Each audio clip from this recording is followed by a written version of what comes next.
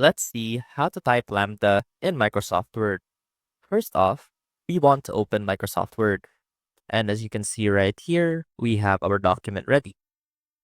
Now, to type in Lambda, since it is a mathematical symbol, what we can do is head on over to the Insert tab.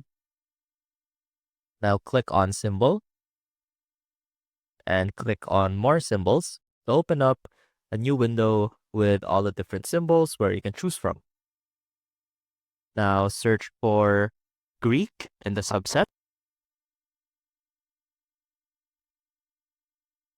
and scroll down a bit.